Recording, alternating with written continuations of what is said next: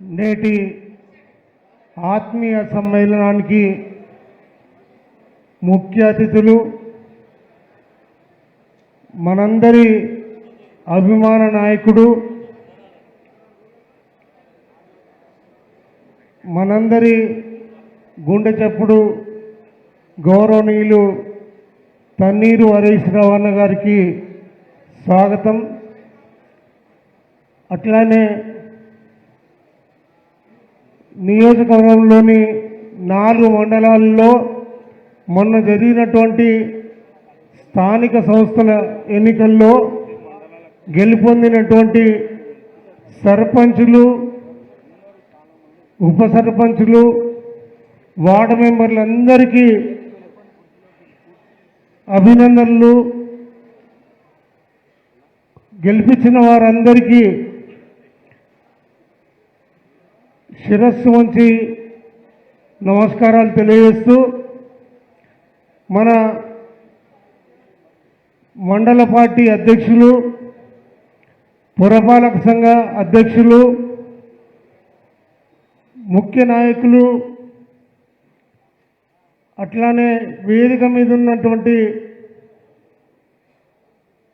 DCCB vice chairman గారు పట్నం మాణిక్యం గారు,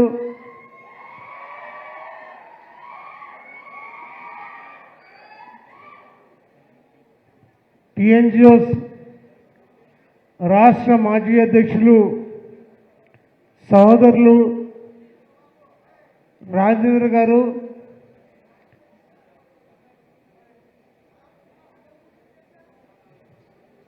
గ్రంథాలయ సంస్థ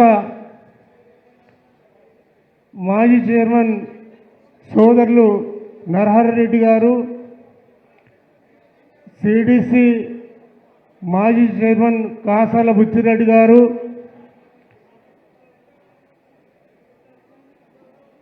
సదాశివపేట మాజీ చైర్మన్ శివరాజ్ పాటిల్ గారు, రాష్ట్ర నాయకులు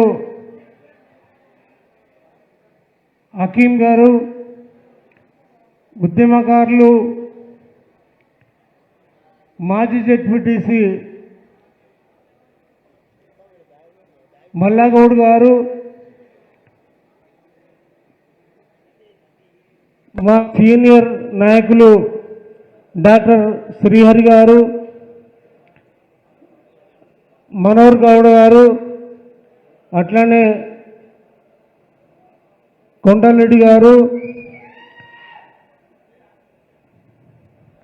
ఈ వేదిక మీద ఉన్నటువంటి పెద్దలు, మహిళా సోదరిమణి రాష్ట్ర నాయకురాలు మందుల వరలక్ష్మి గారు, ఇంకా వేదిక మీద ఉన్నటువంటి ప్రతి ఒక్కరికి పేరు పేరున నా హృదయపూర్వక నమస్కారాలు తెలియజేస్తున్నా.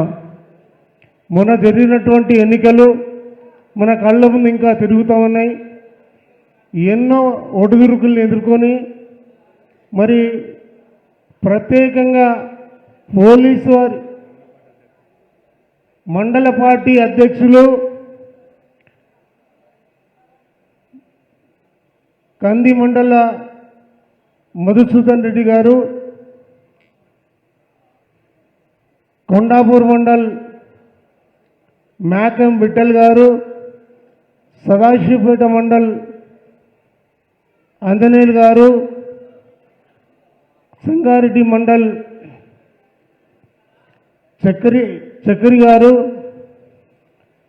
మరి ఇంకా ప్రతి ఒక్కరికి పేరు పేరున హృదయపూర్వకంగా నమస్కారాలు. మీడియా మిత్రులకు కూడా నమస్కారాలు. మొన్న జరిగినటువంటి ఎన్నికల్లో మరి మనం ముందెప్పుడూ చూసినట్టుగా రాష్ట్రం మొత్తం మరి పట్టణాల్లో సీఎం గారు మీటింగులు పెట్టి ప్రతి గ్రామంలో పోలీసుకు సంబంధించిన ఎన్నో ఇబ్బందులు పెట్టి